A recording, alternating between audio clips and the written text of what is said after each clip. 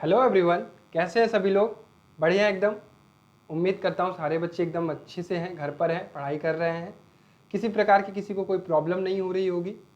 और digital board पे class नहीं हो रही है, कोई बात नहीं, लाइट नहीं है इसलिए क्लास डिजिटल बोर्ड पे नहीं हो रही है, बट आपकी क्लासेस कंसिस्टेंटली चलती रहेंगी, उसकी चिंता आप बिल्कुल मत करिए। आपके समय पर आपको क्लासेस मिल रही हैं, कंटेंट मिल रही है, इस पर ध्यान दीजिए। पढ़ने वाले बच्चों को कभी शिकायतें नहीं होती हैं, उन्हें जो मिलता है, उन्हें जैसे मिलता है उसमें वो पढ़ाई करते हैं। शिकायतें वो बच्चे करते हैं जिनको चीज़ें सही से पढ़नी नहीं होती, जिन्हें सिर्फ इंजॉयमेंट करना होता है। तो आई होप मेरे सारे बच्चों को ये चीज़ें पसंद आ रही होंगी और समझ में भी आ रही होंगी। तो आप सभी लोगों का बहुत बहुत स्वागत है rankers class 9th 10th and NTSC channel पर। This is Kishan Jaiswal. अब तो मुझे सभी बच्चे जान गए होंगे, ठीक है। तो आज हमारा डे 42 है बेटा, 7:30 बज गए हैं घड़ी में। सारे बच्चे आ जाइए, अब लेट मत करिए। तो डे 42 है जिसमें हम क्या पढ़ने वाले हैं, स्टेटमेंट एंड कंक्लूजन का सेकेंड पार्ट। कल हम लोगों ने फर्स्ट पार्ट पढ़ा। कल आप बहुत ही अच्छी संख्या में क्लास में आए थे। उम्मीद करता हूं कि आप लोग डेली रेगुलर बेसिस पर क्लासेस देखा करिए, ताकि आपकी पिछली क्लासेस ना छूटा करें और आपको चीज़ें समझ में आए। धीरे धीरे हम लोग वर्बल रीजनिंग एंड करने पर आए हैं। लगभग 42 लेक्चर, मतलब 42 घंटे के लगभग क्लासेस हो चुकी हैं और आपका वर्बल रीजनिंग 2-4 दिनों में खत्म हो जाएगा। ठीक, उसके बाद क्या बचेगा, सिर्फ नॉन वर्बल। और जैसे ही नॉन वर्बल खत्म होगा फिर हम मिक्सअप क्वेश्चन के रिवीजन करेंगे। ठीक है बच्चों। तो NTSC का आरंभ बैच चल रहा है, जहाँ पे मैथ में हमारा टारगेट कितना है भाई, 100 आउट ऑफ 100। और इसके लिए हम लगातार अच्छे तरीके से मेहनत कर रहे हैं और आप लोग मेरे साथ मेहनत कर रहे हैं। तो सभी बच्चे आ जाएं फटाफट। नए बच्चों को मैं कहना चाहूँगा कि अगर आप नए हैं तो रैंकर्स NTSC के टेलीग्राम चैनल को जरूर ज्वाइन करिए, ताकि आपको क्लासेस के बारे में पता चले। अब ये देखो, कैमरा मेरा इस साइड है, स्क्रीन मेरी इस साइड है, तो हो सकता है मैं इधर उधर देखने में कोई प्रॉब्लम हो, बट आप कंटेंट पे ध्यान दीजिए। तो आपको क्या करना है, रैंकर्स NTSC के टेलीग्राम चैनल को जरूर ज्वाइन करना है, ताकि आपको जो भी कंटेंट हो, जो भी PDF हो, जो भी मटेरियल हो, सारी चीज़ें मिलती रहे। कहाँ मिलेगी, इसी टेलीग्राम पर। 4 बजे आपकी मैथ्स की क्लास चल चुकी है, लाइव चली थी। 6:30 बजे कुणाल सर की क्लास लाइव चली थी, चल चुकी है। 7:30 बजे मेरी रीजनिंग की क्लास चल रही है। डेली लाइव चलती है मंडे टू फ्राइडे। इसके अलावा सैटरडे और संडे आपका ऑफ रहता है। यहाँ पे आप क्या करते हैं, अपने बोर्ड्स की प्रिपरेशन करते हैं, अपने बैकलॉग कवर करते हैं, अपना रिवीजन करते हैं। ठीक है। उसके अलावा अगर आप नए हैं बच्चों, बिल्कुल चिंता नहीं करनी है, आपके पास प्लेलिस्ट अवेलेबल है, लिंक डिस्क्रिप्शन बॉक्स में है। सारी चीज़ें आराम से आप कवर कर सकते हैं। ठीक है, चलिए। तो कल हम लोगों ने स्टेटमेंट एंड कंक्लूजन पर बेस्ड लगभग 10 सवाल, क्या 13-14 सवाल कर लिए थे। मैं आपको बता दूं कि लगभग 3 से 4 क्वेश्चन आपके एग्जाम में जरूर आने वाले हैं। आप लोगों ने NTSC का कट ऑफ वाली कल वीडियो देखी होगी। मैं आपको बताना चाहता हूं कि आपको डरना नहीं है, आपको कॉन्फिडेंस रखना है और चीज़ें अच्छे से होंगी। अब आपके सामने क्वेश्चन नंबर 11 है। मैं आपको हर क्वेश्चन में 30 सेकेंड दूंगा और आपको पहले अटेम्प्ट करना है, उसके बाद मैं आपको समझाऊंगा। चलिए अटेम्प्ट करिए।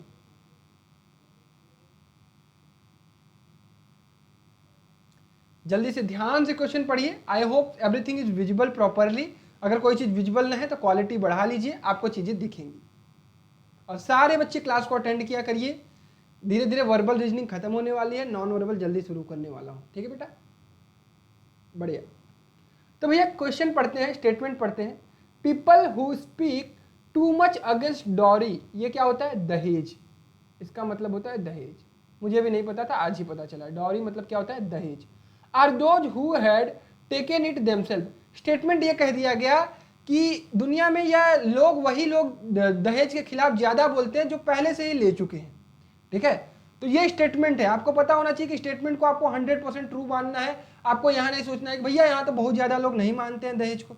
दहेज क्या होता है, जब हमारे परिवार में या हमारी किसी की भी शादी होती है तो लड़की के घर से बहुत सारे सामान, पैसा, गाड़ी, ये सारी चीज़ों की डिमांड की जाती है और वो जो चीज़ें मिलती हैं उसे हम कहते हैं दहेज। लड़की के साथ साथ जो सामान मिलता है उसे कहते हैं दहेज। तो बहुत सारे लोग इसके अगेंस्ट भी हैं, बहुत सारे लोग सपोर्ट करते हैं।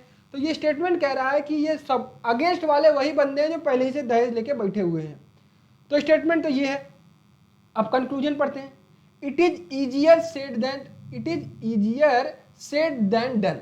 कह रहा है कि ये कहना आसान है करने से। आपको पता है बहुत सारे लोग कहते बहुत कुछ है लेकिन कर नहीं पाते हैं। तो सही बात कही है भाई, कि सही बात है भैया, कहना आसान है और करना कठिन है। दूसरा, पीपल हैव डबल स्टैंडर्ड। बिल्कुल, पहले तो वो दहेज ले रहे हैं और दहेज लेने के बाद कह रहे हैं भैया दहेज लेना पाप है। तो जो लोग डबल स्टैंडर्ड रखते हैं, पहले तो कहेंगे भैया आप पढ़ाइए, हम आपके साथ हैं, बट अगर डिजिटल बोर्ड पे ना पढ़ाओ भैया आप डिजिटल बोर्ड पे नहीं पढ़ाते हैं यार, मज़ा नहीं आता। तो ये होता है डबल स्टैंडर्ड। आपका बर्ताव अगर दो तरीके का है, एक तो तरफ आप सपोर्ट भी कर रहे हैं, एक तरफ आप निगेटिव भी कर रहे हैं, अगेंस्ट भी जा रहे हैं, तो वो क्या होता है डबल स्टैंडर्ड। तो भैया यहाँ पे क्या है, बोथ स्टेटमेंट करेक्ट, ठीक है, बोथ स्टेटमेंट करेक्ट। क्लियर है क्या बच्चों? डन। पहला सवाल सबको समझ में आया, बढ़िया। चलिए क्वेश्चन नंबर 12 ध्यान से पढ़िए और 30 सेकंड में मुझे इसका आंसर दीजिए। बढ़िया से पढ़िए और बढ़िया से करिए। यहाँ पे मेरे छाला उड़ गया है।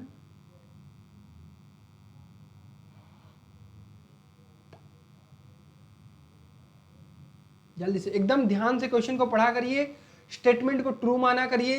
3-4 क्वेश्चन आपके एग्जाम में भी मिलने वाले हैं, तो इसलिए ध्यान से करिए, ठीक। चलिए, a bird in hand is worth 2 in the bush. इसका मतलब क्या हुआ? एक कहावत है। ये कहा, एक और कहावत कही गई है जानते हो, कि 2 नाव पे चढ़ना मतलब दिक्कत होना। आपको दिक्कत हो जाएगी, आप भंवर में फंस जाओगे, आपका पैर फैल जाएगा, तो आपको चोट लग सकती है, आप गिर सकते हो, ठीक है। तो ये वही वाली बात है कि आपके हाथ में अगर एक चिड़िया है तो वो बढ़िया है कि 2 हाथ अपना झाड़ी में डाल दीजिए, ठीक है। तो इस कहने का यही मतलब है कि आप एक जगह फोकस करिए। We should be content with what we have. हमें उसी चीज पर स्टिक रहना चाहिए जो हमारे पास है, ठीक है। अगर आपके हाथ में चिड़िया है, अगर आपके हाथ में कुछ है, तो भैया उसी पे स्टिक रहिए, बहुत ज्यादा परेशान मत होइए, संतोष करिए। तो ये बात तो सही लिखी हुई है भाई। We should not crave for what not. हमें उस चीज की लालसा कभी नहीं होनी चाहिए जो चीज हमारे पास नहीं है। अगर हमारी औकात नहीं है BMW कार लेने की, तो हम क्यों उसके लिए परेशान हैं, ठीक है। हम मेहनत कर सकते हैं, बट इसके लिए इतना परेशान मत हो जाइए, मेहनत करिए। बट जो चीज हमारे हाथ में नहीं है उसकी लालसा नहीं होनी चाहिए। जो चीज हमारे अभी जैसे एक जो चीज है उसको तो आप देख ही नहीं तो सोच रहे हो वो भी चीज मेरे पास हो जाए। तो ये दोनों स्टेटमेंट, दोनों कंक्लूजन इस स्टेटमेंट के अकॉर्डिंग तो सही लग रहे हैं भाई। क्या आपको भी लग रहे हैं? चैट बॉक्स में बताइए। मैं आपके साथ आपके चैट में हूं, बिल्कुल चिंता मत करिए, ठीक है बेटा। ये 7:30 बजे वाली क्लास आपकी लाइव इसलिए नहीं होती है क्योंकि आपको पता है कि लॉकडाउन का टाइम जो है वो अभी 7 बजे है, तो ऑफिस को 7 बजे बंद करना पड़ता है, नहीं तो पुलिस के डंडे मुझे खाने पड़ेंगे, ठीक है बेटा। तो डन। तो यहाँ पे भी both first and second follows. Clear है क्या? चलिए क्वेश्चन नंबर 13, जल्दी से इसको पढ़िए। 30 सेकेंड आपके पास है, फटाक से लगा के आंसर मुझे चैट बॉक्स में सारे बच्चे देंगे।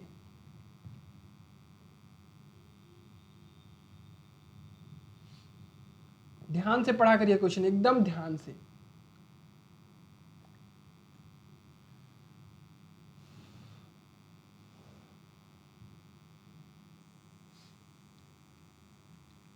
The XYZ Medical College has started a sale which will conduct counseling workshop in the field of stress management to patient and general public।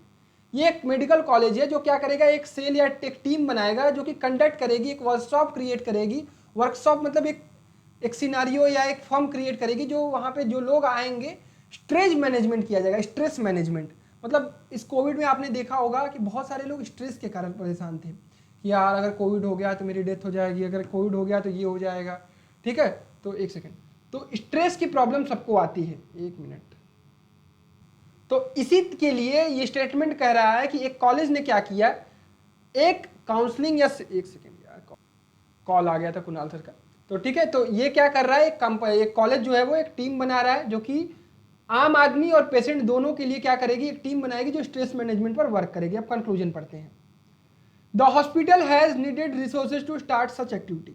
बहुत बढ़िया बात है, बहुत सही बात है भाई। अगर आप कुछ नया काम करेंगे तो उसके लिए आपको रिसोर्सेज तो चाहिए ही चाहिए। टीम मेंबर चाहिए, एक ऑफिस चाहिए, एक स्टाफ चाहिए, वेस्ट मैनेजमेंट, हर चीज़ चाहिए आपको। तो बिल्कुल सही बात कही गई है, अगर आप एक काम शुरू कर रहे हैं तो आपको चीज़ें चाहिए। दूसरा, patient and general public feel a need to have such cell in the hospital. Patient and general public feel a need to have such cell in the hospital. देखो भाई, किसी चीज़ की ज़रूरत होगी तभी वो चीज़ मार्केट में आती है। मुझे लगा कि NTSC के बच्चों की डिमांड है, NTSC के लिए बच्चे खोजते हैं, NTSC के बच्चे के बारे में जानना चाहते हैं, इसलिए मैंने NTSC पढ़ाना शुरू किया। तो इसी तरह जिस चीज़ की कभी कभी डिमांड होती है तो बिजनेसमैन, टीचर या फिर जो भी साइड होता है वो कोशिश करता है कि उस चीज़ को मार्केट में लाया जाए, क्योंकि लोगों की ये नीड है। तो लोगों की ये नीड है, पेशेंट की ये नीड है, जनरल पब्लिक की ये नीड है कि उनके स्ट्रेस मैनेजमेंट के लिए कुछ किया जाए, तो इसलिए XYZ मेडिकल कॉलेज ये चीज़ कर रहा है। तो बिल्कुल सही है ये बात कि बोथ फॉलोज। क्या ये चीज़ क्लियर हुई क्या मेरे प्यारे बच्चों को सभी को? उम्मीद करता हूँ।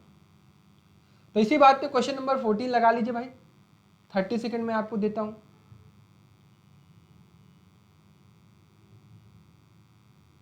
ध्यान से क्वेश्चन पढ़िए, उसके बाद लगाइए।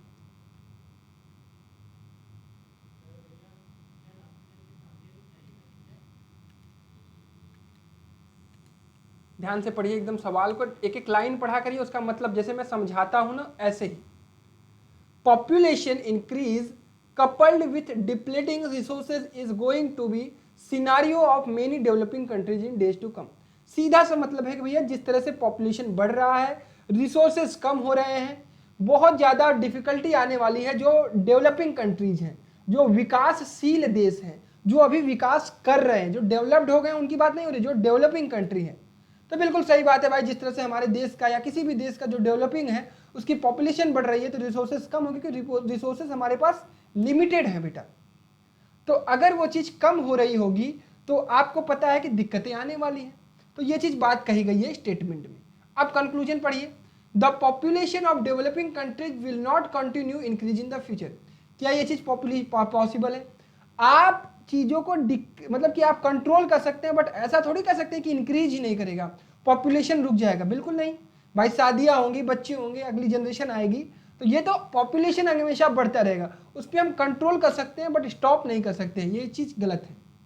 ठीक, डन, समझ में आया? चलिए, it will be very difficult for the governments of developing countries to provide its people decent quality of life. ये बिल्कुल सही बात कही गई है। अगर देश में पॉपुलेशन बहुत ज़्यादा होगी तो गवर्नमेंट को ये डिफिकल्टी जरूर होगी आपको एक अच्छी ज़िंदगी देने के लिए। हर चीज़ को देखो, अब आप मेरे पास 100 रुपये है, अब अगर मेरे पास 10 बच्चे हैं तो मैं सबको 10-10 रुपये दूंगा। अगर मेरा 2 ही बच्चा होगा तो उन दोनों बच्चों को मैं कितना रुपया दूंगा? 50-50। अब वो ज़्यादा चीज़ें खरीद सकता है, अब वो ज़्यादा कुछ कर सकता है। तो ये चीज़ समझिए, अगर हमारी जनता ज़्यादा होगी तो सरकारों को अपनी जो भी चीज़ें पहुँचानी है लोगों तक, उसको पहुँचाने में दिक्कतें होंगी, आपके पास कम चीज़ें पहुँचेंगी। तो ये सारी चीज़ें सही बात लिखी गई है। ठीक, समझ में आ रहा है बच्चों? उम्मीद करता हूँ। तो सेकेंड स्टेटमेंट बिल्कुल सही है, तो यहाँ पे आंसर क्या होगा? Only second follows. डन है? सबको डन है? सबको समझ में आया? चलिए, क्वेश्चन नंबर 15 लगाइए भाई, सारे बच्चे लगाएंगे, 30 सेकेंड आपके पास है।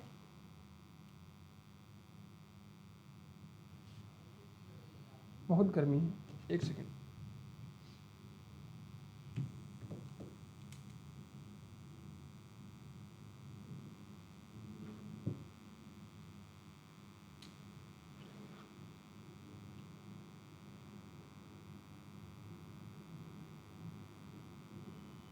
डन, सारे बच्चे लगा रहे हैं।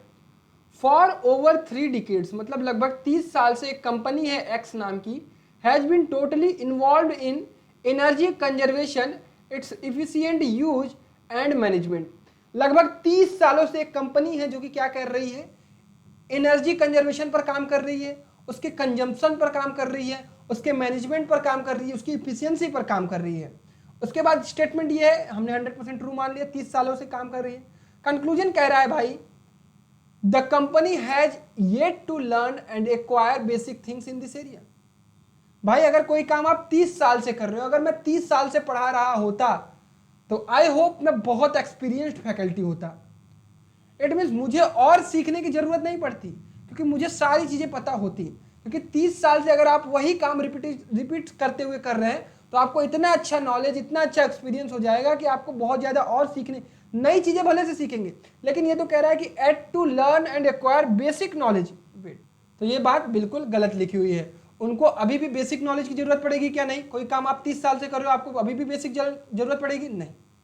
सेकेंड देखिए भाई, it is dedication that is more important than knowledge and expertise. ये बात कह रहा है कि कंक्लूजन इससे निकाला गया है कि dedication is more important than knowledge and expertise. भैया अगर आपको नॉलेज ही नहीं होगी, आप डेडिकेशन, आप हार्डवर्क करो, ठीक है, आप मान लो मैंने आपको एनटीएससी की तैयारी शुरू करा दिया या आप कोई भी काम करना शुरू किए, आपको नॉलेज है ही नहीं, आप सिर्फ हार्डवर्क कर रहे हो, सिर्फ किताबें खोल के बैठ जा रहे हो, आपको कुछ आएगा? कभी कुछ नहीं आएगा। एक चीज ध्यान रखिएगा, हार्ड वर्क उसी को करना होगा जो कम से कम समझने की कोशिश करेगा, पढ़ेगा, नॉलेज होगा, वही आगे जाके सफल हो पाएगा। ठीक है, तो इस चीज को आप लोग भी समझिए। तो ये वही बात कही गई है, सिर्फ हार्डवर्क से आप आगे नहीं बढ़ सकते हैं, आपके पास नॉलेज भी होना चाहिए, थोड़ी जानकारी, थोड़ी बुद्धि भी तो होनी चाहिए। सिर्फ आप रगड़ने से, मेहनत करने से आगे नहीं बढ़ सकते हो। आपको ये पता होना चाहिए कि आपका फील्ड ऑफ एक्सपर्टीज क्या है, आप क्या कर सकते हैं, आपकी क्षमता क्या है। ठीक है, इस चीज को ध्यान में हर बच्चा अपने लाइफ में रखेगा। आपको कुछ आता जाता नहीं है, आप वो काम करना शुरू कर दिए, भैया वो भी कर रहा है हम भी करेंगे, नहीं।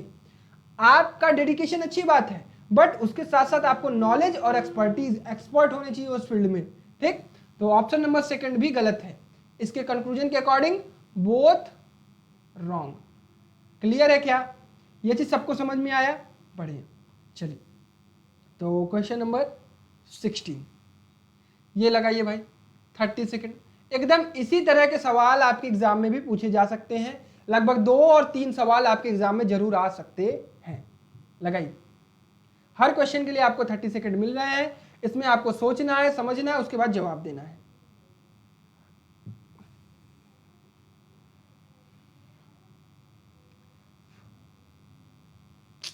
कौन कॉल कर रहा है? चलिए भाई लगाइए सवाल, इसमें फोन आ जा रहा है लोगों का। Money plays a vital role in politics. ये बात तो सही बात है भाई, पैसे का बहुत खेल होता है पॉलिटिक्स में, राजनीति में। अगर आपके पास पैसा है तो आप कुछ ना कुछ तो कर सकते हैं, ये पॉसिबिलिटी है। तो भैया ये स्टेटमेंट है, स्टेटमेंट को हमने मान लिया, भैया तुम सही कर रहे हो, पैसे का खेल है पॉलिटिक्स में। कंक्लूजन पढ़ते हैं, the poor can never become politician. क्या ऐसा है? क्या गरीब आदमी कभी राजनीति में नहीं जा सकता? ये बिल्कुल सरासर गलत है। वाइटल रोल है पॉलिटिक्स में पैसे का, बट ये कहीं से कहना है कि भाई गरीब आदमी नहीं पहुंच सकता। आप अभी बंगाल में देख सकते हैं, आप उड़ीसा में देख सकते हैं, एक एक झुग्गी में रहने वाले कार्यकर्ता भारतीय जनता पार्टी के, या कहीं कहीं कांग्रेस के, कहीं कहीं आम आदमी पार्टी के, गरीब से लोग भी पार्टी से चुनाव लड़ते हैं, जीतते हैं। पॉलिटिक्स में पैसे का रोल है, लेकिन ये नहीं है कि सिर्फ पैसे वाले ही पार्टी में स्टैंड करेंगे और जीतेंगे। गरीब आदमी भी जीत सकता है अपने काम से, अपने बातों से, अपने तरीके से, अपने मैनिफेस्टो से, सब कुछ से। ठीक है, आपने अगर पॉलिटिक्स में पढ़ा होगा चुनाव वाला, तब समझ में आ रहा होगा। तो ये स्टेटमेंट गलत है भाई, बिल्कुल गलत है। दूसरा, ऑल रिच मैन टेक इन पार्टीज पॉलिटिक्स।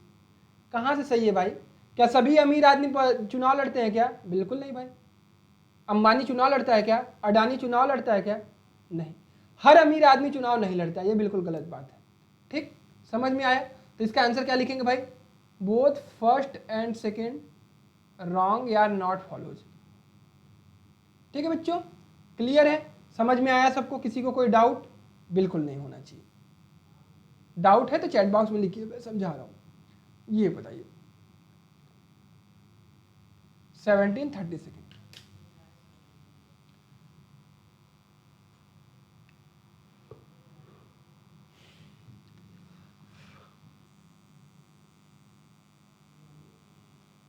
चीज़ें आपको समझ में आनी चाहिए, चीज़ें आपसे लगनी चाहिए। कहीं कोई डाउट हो तो आप हमसे पूछ सकते हैं। ठीक है, चैट बॉक्स में मैं बैठा हूँ। अच्छा, आप लोग बताइए, आप लोगों को प्रीमियर क्लास ज़्यादा मज़ा देती है कि live class?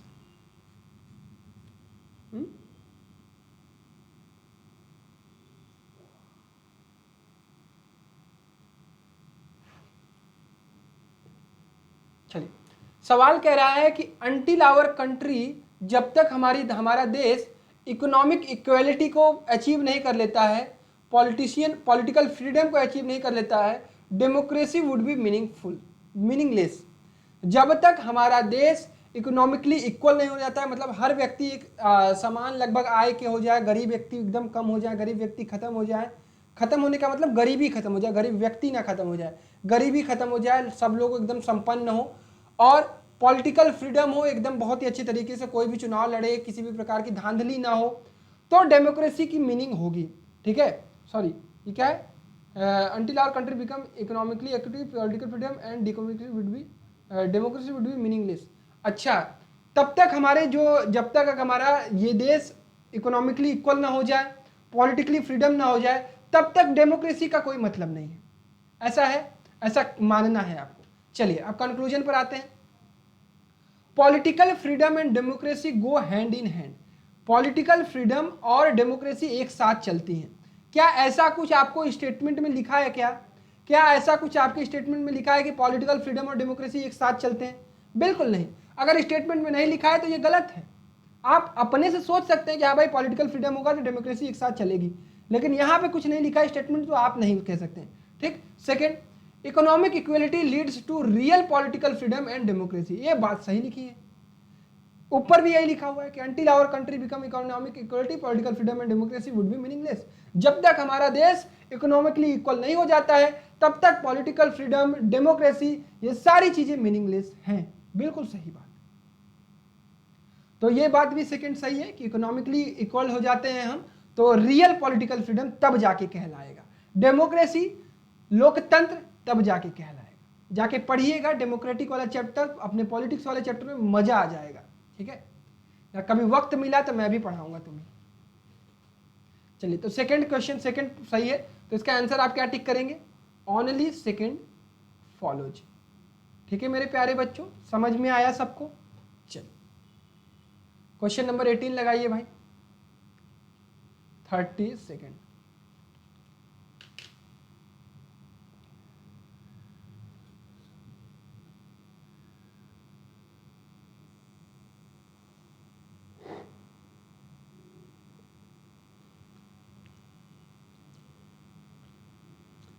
National aluminium company has moved India from a position of shortage to self sufficiency in the metal. कहने का मतलब समझिए कि जो एक एल्यूमिनियम देश की हमारी राष्ट्रीय एल्यूमिनियम कंपनी है, वो उस पोजीशन से जब हमारे देश में शॉर्टेज रहती है उससे सेल्फ सफिशिएंसी, हमारे पास इतना सक्षम, खुद से सक्षम हो गए हैं मेटल में। ये बात कह रही है। इसका मतलब क्या हुआ? इसका मतलब ये हुआ कि पहले हमारे पास शॉर्टेज हुआ करती थी एल्यूमिनियम की, अब हम सेल्फ सफिशिएंट हो चुके हैं। अब हमारे पास एल्यूमिनियम एकदम कायदे से है, हम काम कर सकते हैं। कंक्लूजन पढ़ते हैं। Previously India had import aluminium. देखो भाई, देश में जरूरत तो तब भी रही होगी एल्यूमिनियम की, तो भैया जब हमारे पास शॉर्टेज रहा होगा तो हम दूसरे देशों से लेते होंगे। इंपोर्ट का मतलब बाहरी देशों से चीजों को खरीदना। इंपोर्ट का क्या मतलब होता है बेटा? इंपोर्ट मतलब आयात होता है, शायद हिंदी वाला। और एक्सपोर्ट होता है, एक्सपोर्ट मतलब होता है निर्यात। अगर इसमें कोई गलती होगी तो बता दीजिएगा।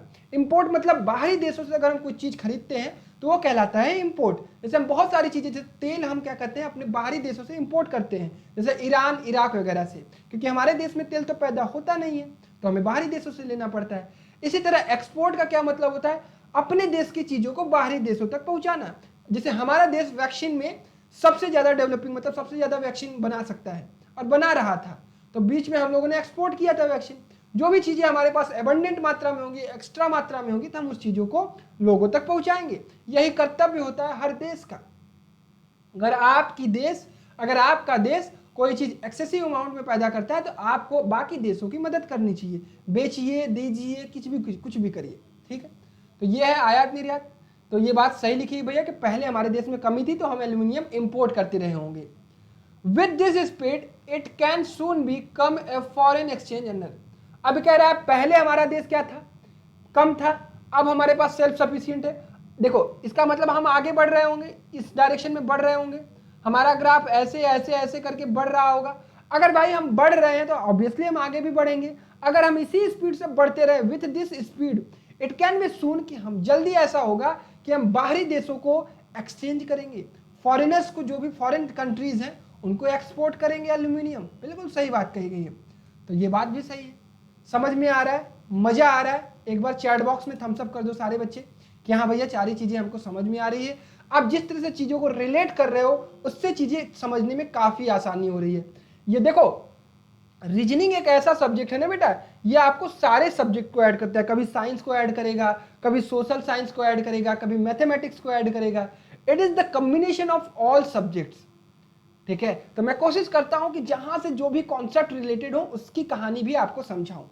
चाहता तो मैं आपको टिक करा के आगे बढ़ जाता है। ठीक है, चलो चलिए क्वेश्चन नंबर 19 लगाइए भाई, 30 सेकेंड। देखो मजा तो आ रहा होगा, मुझे यही पक्का उम्मीद है। और सारे बच्चे क्लास अटेंड किया करो भाई प्लीज।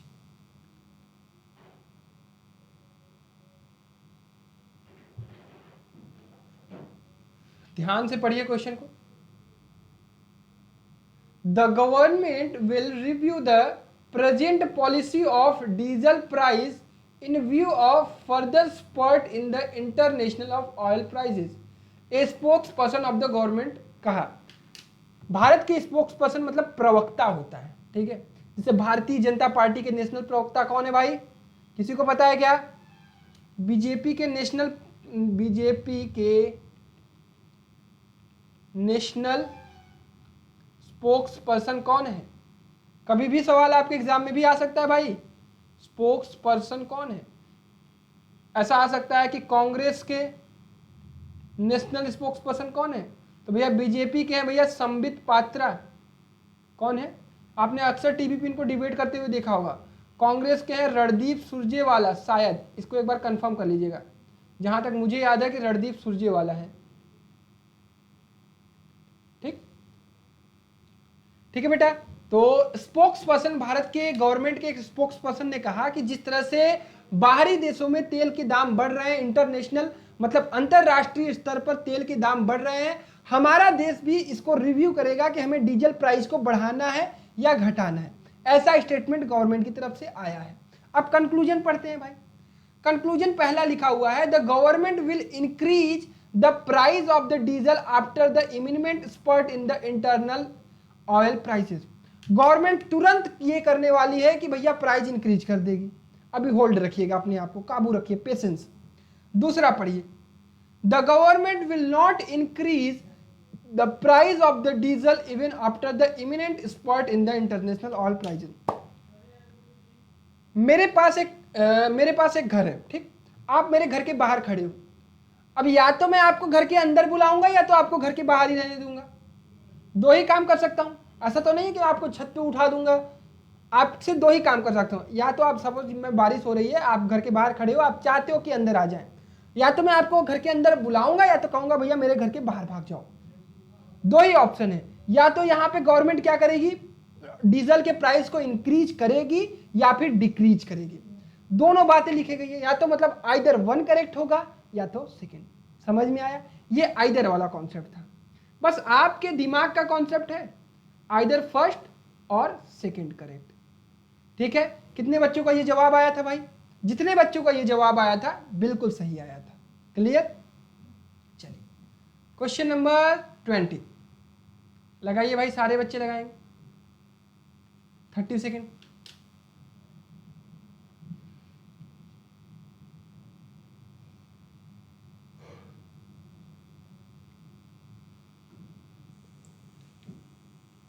बढ़िया से ध्यान से क्वेश्चन को पढ़ा करिए। मैं उससे रिलेटेड सारे कॉन्सेप्ट आपको समझाता हूं। छाला हो गया, बोलने में दिक्कत हो। The minister question the utility मतलब क्या होता है भाई? उपयोगिता। एग्जैक्ट हिंदी निकालने में थोड़ा दिक्कत होती है। The minister question the utility of the space research programme and suggested its replacement by other areas of the felt national need। Government के मिनिस्टर ने कहा भाई कि जो हम लोग स्पेस रिसर्च प्रोग्राम पर खर्च कर रहे हैं उसकी जगह पर हमें क्या करना चाहिए, जो हमारे भारत देश की जरूरत है उस पर काम करना चाहिए। अब कंक्लूजन पढ़ते हैं भाई। पहला कंक्लूजन कह रहा है exploring the space does not contribute to critical national need. क्या यह सही है? स्पेस को एक्सप्लोर करना जो नेशनल, क्रिटिकल का मतलब कुछ ऐसा कुछ जरूरी concept, critical national need. Critical का हिंदी मीनिंग आप बताइएगा। क्रिटिकली मतलब एग्जैक्ट मैं आपको बता नहीं पा रहा हूं। Exploring the space needs does not contribute to the critical needs मतलब जो एकदम आवश्यक नीड हो वो भारत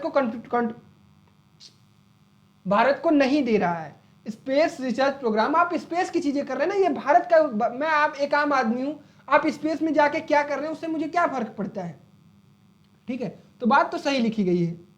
दूसरा, research should be oriented to the national need. जो भी रिसर्च देश में चल रहा है वो इसलिए किया जाना चाहिए जो कि हमारे देश की जरूरत है। ठीक है, वही बात ऊपर भी लिखी गई है कि मिनिस्टर ने कहा कि हम रिप्लेस करने वाले हैं, जो भी नेशनल नीड होगा उसके अकॉर्डिंग हम रिसर्च करेंगे। तो ये भी सही है, ये भी सही है। समझ में आया? कोई दिक्कत तो आप पूछ सकते हैं। बोथ फॉलोज, आपको कहीं पे कोई डाउट हो तो आप पूछ लीजिएगा।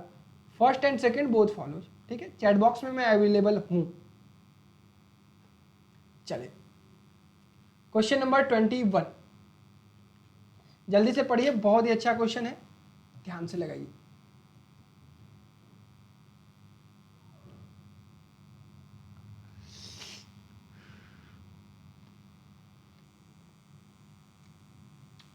Question number 21, the distance of 900 kilometre by road between Bombay and Jafra will be reduced to 280 kilometre by sea. ठीक, सपोज ये है, सपोज ये बॉम्बे है, ये जाफरा है, ठीक है, ये जाफरा है, ये बॉम्बे है। तो कह रहा है कि सी रूट से अगर हम जाते हैं तो ये 280 किलोमीटर लगता है, और अगर हम इससे रूट से जाते हैं, बाई रोड जाते हैं, तो इस तरह का रोड है हमारा बाई रोड, और ये 900 किलोमीटर लगता है। तो कह रहा है this will lead to saving of 7.92 crore per annum on fuel. इससे हमें फायदा क्या होगा? लगभग 8 करोड़ रुपए तेल पर हम अपने देश का बचा पाएंगे। तो कंक्लूजन पढ़िए भाई, transportation by sea is cheaper than by road. अब बहुत सारे बच्चों को लग रहा होगा भैया ये बात सही है। देखो ये एक इंडिविजुअल बात हो रही है, बात मुंबई से लेकर जाफरा तक की हो रही है। हो सकता है भाई अगर मैं गुजरात के यहाँ पे जाऊं तो सी रूट से पूरा ऐसे ऐसे ऐसे ऐसे जाना पड़े, और दूसरा रोड मेरा ऐसे हो, यहाँ पे मुझे 100 किलोमीटर ट्रेवल करना पड़े, यहाँ पे मुझे 500 करना पड़े, तो यहाँ पे तो तेल ज्यादा लगेगा। बात सिर्फ जाफरा से मुंबई तक की हो रही है, जाफरा कहाँ है मुझे नहीं पता है, बट ऐसा आप नहीं कह सकते हो कि भैया सी रूट हमेशा सस्ता पड़ेगा, नहीं, वो तो डिस्टेंस पे डिपेंड करता है ना बेटा। तो ये बात गलत है। समझ में आया सबको? मैं जानता हूं बहुत सारे बच्चों को डाउट होगा, लेकिन बेटा ये इंडिविजुअल सिर्फ इसकी बात कही गई है, ठीक, सिर्फ बॉम्बे से लेकर जाफरा तक, ठीक, डन। चल second, fuel must be saved to the great extent. ये तो बात सही कहेगी भाई, हमें तेल बचाना चाहिए, ठीक है। फ्यूल मस्ट बी सेव्ड, ये काम इसलिए क्यों किया जा रहा है, ये काम क्यों किया जा रहा है? ताकि हम अपने देश का तेल बचा पाए, बाकी चीजों में हम उसको यूज कर पाए। तो फ्यूल तो मस्ट सेव, ये बात सही है, डन, क्लियर है। और इसी से कंक्लूजन निकला, ये आप अपने अपने तार्किक दिमाग से नहीं कह रहे हो। ये काम इसलिए क्यों किया जा रहा है कि हम इसको सी रूट से ना लेके जाएं, ताकि हम तेल बचा सके, पैसा बचा सके, इसलिए ये कंक्लूजन सही है, डन। चलिए question number 22,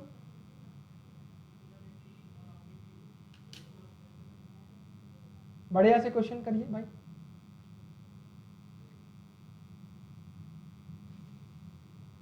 the secret of success is constituency of the purpose. मतलब इससे डायरेक्ट आप ये समझ सकते हैं कि वही मैं आपसे जो कहता हूं कि सक्सेस का सीक्रेट क्या है? कंसिस्टेंटली आप काम करिए किसी भी चीज पर, लगातार एकदम मेहनत करिए, ठीक है। मेरे साथ अब लगातार 6 महीने मेहनत करिए, आप बहुत बदलाव अपने अंदर पाओगे, बहुत बदलाव, ठीक है। इस चीज का ध्यान रखना। Conclusion, constant dripping wears the stone. आप लगातार काम किसी भी चीज करिए, आप पत्थर पर भी छेद कर सकते हैं, ठीक है। मांझी ने पहाड़ तोड़ दिया था, तो ये बात आप सही कह रहे हैं, इसी से कंक्लूजन निकाला जा सकता है। Single minded devotion is necessary for achieving success. आप अगर डांसर बनना चाहते हैं, अगर आप गायक बनना चाहते हैं, आप प्लेयर बनना चाहते हैं, आप क्रिकेटर बनना चाहते हैं, आप फुटबॉलर बनना चाहते हैं, आप इंजीनियर बनना चाहते हैं, आप डॉक्टर बनना चाहते हैं, सिर्फ एक जगह अगर दिमाग लगा के आप मेहनत करेंगे तो गारंटी है कि आप लाइफ में सक्सेसफुल जरूर होंगे, ठीक है। तो इस चीज का ध्यान रखिएगा। तो ये भी बात बिल्कुल सही कही गई है, और इससे तो आपको समझने वाली बात है, नॉलेज वाली ये बात है। डन है बच्चों, समझ में आया? पढ़िए क्वेश्चन नंबर 23, 30 सेकेंड आपके पास।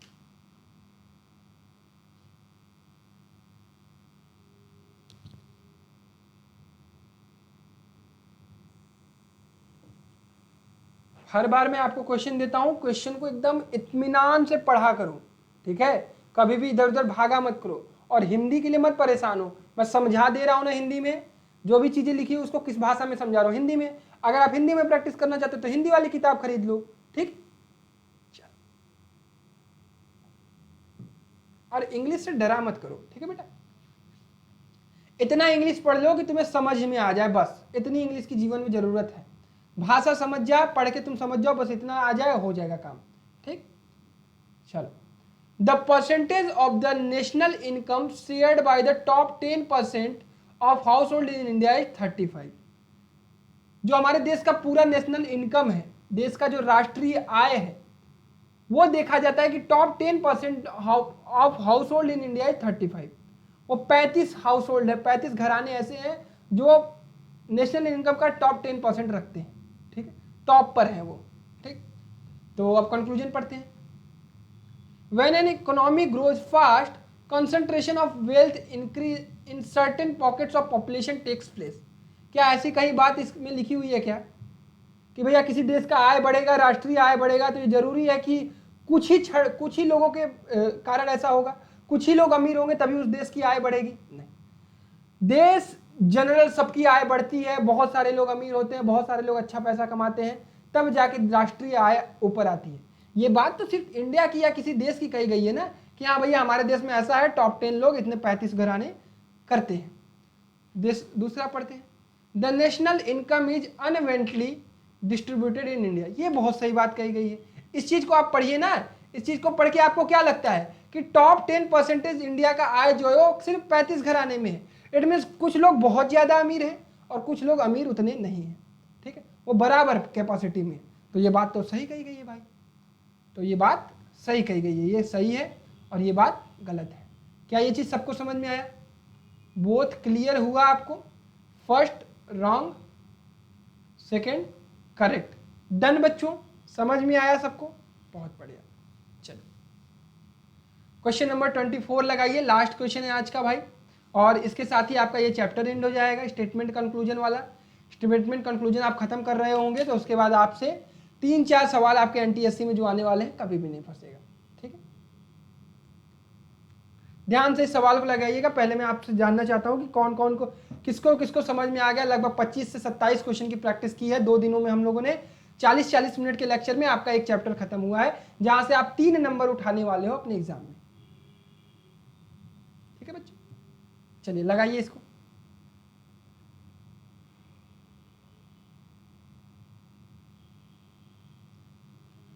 ध्यान से पढ़ा करिए स्टेटमेंट को, उसके बाद अपना कंक्लूजन। इसीलिए कहा जाता है ना, किसी भी व्यक्ति को जवाब देने से पहले उसकी बातों को ध्यान से सुनिए। अगर वो सचमुच गलत है तो उसको गलत साबित करिए। अगर आप सिर्फ अपने दिमाग से गलत सोचेंगे उस व्यक्ति के बारे में तो हो सकता है वो सही हो अपनी जगह पर, इसलिए उस व्यक्ति की बातों को ध्यान से सुनिए।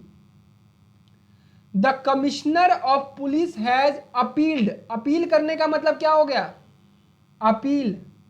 मैं आपसे अपील करता हूं कि भैया क्लास में रोज आ जाया करो, पढ़ लो, एनटीएससी कठिन नहीं है, निकल जाएगा। मैं अपील करता हूं, मैं ऑर्डर नहीं देता हूं नहीं तुम्हें क्लास में आना है, नहीं अटेंडेंस कार्ड दूंगा। ये मेरा स्कूल नहीं है, मैं आपसे अपील ही कर सकता हूं सिर्फ। ठीक है, तो मैं आपसे अपील कर सकता हूं एक। ठीक है, तो इसी तरह से मैं आपसे भी अपील करता हूं। तो कमिश्नर ने अपील किया कि people not to put up banners which obstruct pedestrian, मतलब पैदल चलने वाले लोग। मुझे भी बहुत सारी चीज़ें पता चलती हैं आप लोगों को पढ़ाने के साथ। पेडेस्ट्रियन का मतलब होता है पैदल चलने वाले, और मोटर ट्रैफिक। जो सड़कों पे आप लोगों ने देखे होंगे ना, बैनर लगाने आ जाते हैं, बैनर लगा देते हैं, बैनर बड़ा बड़ा टांग देते हैं, तो इससे क्या होता है जो आसपास पैदल चलने वाले लोग होते हैं, गाड़ियों से चलने वाले लोग होते हैं, उनको दिक्कत होती है। तो गवर्नमेंट या कमिश्नर ऑफ पुलिस क्या करता है, लोगों से अपील करता है हाथ जोड़ के कि भैया प्लीज मत किया करिए। ठीक, तो कंक्लूजन निकालिए। Some of the people may respond and will not put up such banner. अगर मैं आपसे कहूं कि भैया क्लास रोज किया करो, तो कुछ बच्चे क्या होंगे, हाँ भैया तो सही कह रहे हैं यार, मुझे डेली लाइव क्लास करनी चाहिए 4 बजे, 6:30 बजे, 7:30 बजे। 3 क्लास तो भैया कहते हैं करने के लिए। अगर भैया की बात माने तो शायद हमें करनी चाहिए लाइव क्लास। तो भैया सही बात है, तो ये बात तो सही है, कुछ लोग मान जाएंगे और कुछ लोग नहीं मानेंगे, ये भी सही बात है। दूसरा, policeman will have to keep a watchful eye on the new banners which are being put up on the road. अब पुलिस ध्यान लगा के बैठ जाएगी क्या? ना ना ना, किसी को लगाने नहीं दूंगा, एकदम नहीं। पुलिस लोगों से अपील करेगी। पुलिस के पास इतना वक्त थोड़ी है कि मैं आपको बैनर के लिए रोकता रहूं। आप आए लगा के चले गए, मैं आपसे फिर अपील करूंगा, फिर भाई मत लगाओ यार, मत लगाओ भाई। ठीक है, तो यही बात है। तो ये स्टेटमेंट गलत है, क्योंकि ऐसा कुछ यहाँ कहा नहीं गया है। आपको अपना तर्क कम लगाना है, स्टेटमेंट के अकॉर्डिंग तर्क लगाना है। अगर स्टेटमेंट में ऐसी बात कही होगी कि पुलिस जो है वो ऑर्डर दे देती है, तो ये बात करती है पुलिस, ऑर्डर के बाद वो जो उस चीज़ पर निगरानी रखती है। ठीक है, डन, समझ में आया ये चैप्टर? किसी प्रकार से कोई दिक्कत इस चैप्टर में? उम्मीद करता हूँ किसी भी बच्चे को इस चैप्टर में कहीं पे कोई प्रॉब्लम नहीं होगी। बहुत ही मज़ेदार चैप्टर रहा। दो क्लास में हम लोगों ने इसको फिनिश किया। 40-40 मिनट के लेक्चर्स थे, आप लोगों ने अच्छे से लगाया होगा। उम्मीद करता हूँ आपको समझ में आया होगा। तो वीडियो को लाइक करिएगा अगर चीज़ें अच्छी लगी हो तब, अदरवाइज कोई बात नहीं। ठीक, तो अगर आप नए हो तो रैंकर्स NTSC के टेलीग्राम चैनल को जरूर ज्वाइन कर लेना। डेली क्लास देखने आ जाया करो, 4 बजे, 6:30 बजे, 7:30 बजे क्लासेस आपकी चलती हैं। यही 3 क्लास आपकी NTSC की होती हैं। इसको जरूर करिए ताकि आपको अपने एग्जाम की प्रिपरेशन में कहीं कोई प्रॉब्लम ना आए। तो डेली लाइव क्लास करने अटेंड करिए। नए हैं तो पिछली क्लासेस को प्लेलिस्ट में से देखिए। तब तक अपना ख्याल रखिए, खुश रहिए। बहुत बहुत धन्यवाद आपका स्ट्रीम को ज्वाइन करने के लिए। Bye bye, take care, love you all.